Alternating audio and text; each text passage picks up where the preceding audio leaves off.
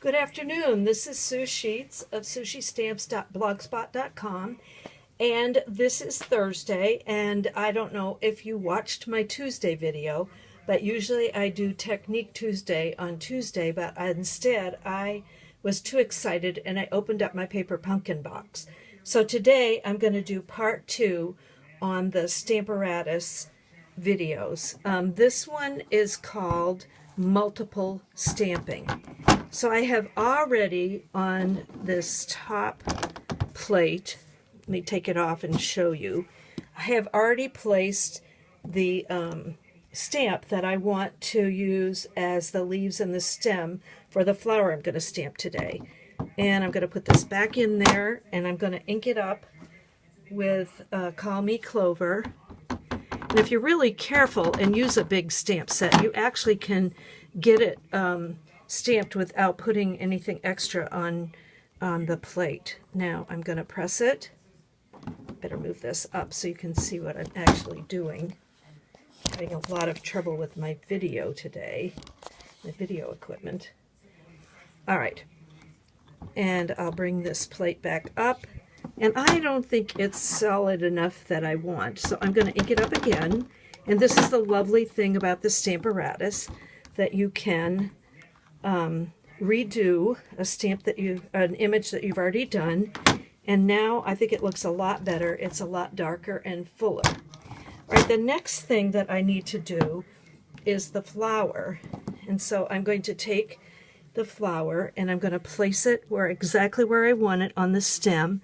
And the nice thing about photopolymer is you can see through your stamp and get it placed exactly where you want it. Oops. They kind of stick to me. All right, so now I'm going to bring my side flap over and pick up the flower. Now, this is multiple stamping, so the first thing I'm going to do is ink the flower up in crushed curry. And I'm going to stamp it on my paper. Now let's see if I did a good job lining up. Pretty good. Okay, so now I want to add another color to that so it will have multiple colors. So this time I'm going to use my sponge, and I've sponged it in Cajun Craze. And so I'll take this off so you can see how I'm stamping it. So I'm going to just sponge but not go all the way up to the top. And I want to get ink a little bit below the top and get that Cajun Craze on there. And so now I am going to, see, I don't have to do the stem again. So now I'm going to ink that up on the flower. And you can see that I now have a little bit of orange shading on that yellow flower. And the next thing I'm going to take is another sponge and sponge it in cherry cobbler and put it right down at the base. Now I'm going to want a little bit more of that, and so I sponged it on the base, and now I'm going to restamp it, and now I have gradiated color that I was able to do and match it up exactly where I wanted it because I used the Stamparatus. Now you might want to see what the final result is, but this is the card then that I finished it up with.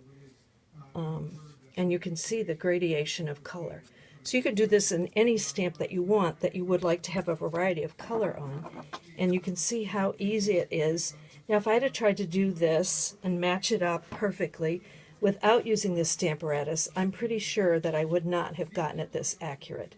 So the Stamparatus is very handy for multiple stamping. Now next Tuesday I'm going to be back on doing another video, and in that video I will show you another Stamparatus technique. So I hope you enjoyed this, and I hope if you have a Stamparatus that you'll try this technique, and that if you don't have a Stamparatus you can think about getting one, and when you see how many different ways you can use it. So thank you so much for watching, and until Tuesday, happy stamping.